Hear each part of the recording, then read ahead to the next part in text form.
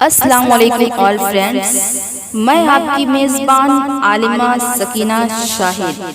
ناظرین، آج کی نیوز میں ایک بہت ہی افسوسناک، غمناک، خطرناک، وحشتناک خبر ہے۔ دوستوں، میں سمجھتی ہوں کہ اس پر بولنا سنت یا واجب نہیں بلکہ فرض ہے۔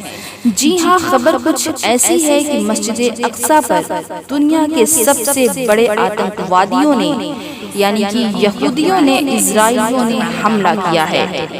جی ہاں، اسرائیل میری نگاہ میں دنیا کا سب سے بڑا ٹیررسٹ ہے اور اس کا باپ امریکہ ہے جو اس کی حمایت کرتا ہے، سپورٹ کرتا ہے۔ دوستوں، مسجد اقصیٰ پر جو ویڈیو سوشل میڈیا پر آپ دیکھ رہے ہیں، کتنی خوفناک تصاویریں ہیں۔ نماز کی حالت میں گولیوں کی بوچھاریں ہو رہی ہیں، مسلمانوں کے خون سے ہولیاں کھیلی جا رہی ہیں، جسے دیکھ کر روح کانپ اٹھتی ہے۔ دوستو، ایک بہت ہی اہم بات بتا دوں، جو ان کے چمچے یوٹیوب پر بیٹھے ہیں نا، یا پھر کچھ گوگل پہ بیٹھے ہیں، وہ ان کی گھٹیا حرکتوں اور ان کی شیطانیت کو دنیا کے سامنے آنے سے پہلے ہی ختم کر دیتے ہیں۔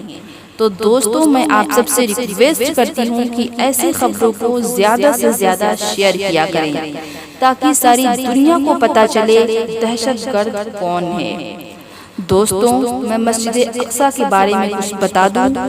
یہ وہ پاک سرزمین ہے جہاں پر نبی اکرم صلی اللہ علیہ وسلم نے تمام انبیاء کرام کی امامت فرمائی، اور اس کے علاوہ اس مقدس سرزمین کی اہمیت اس بات سے بھی ہوتی ہے کہ بیت المقدس ہی ہمارا قبلہ اول ہے۔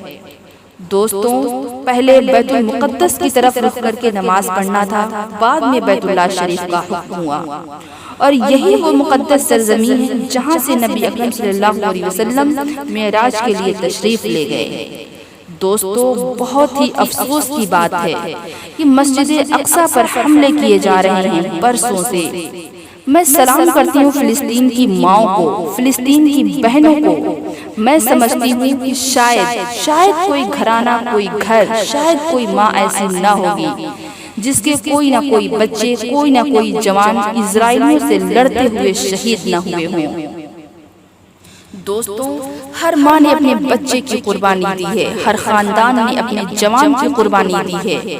میں سلام کرتی ہوں ان کی ایمانی جذبوں کو۔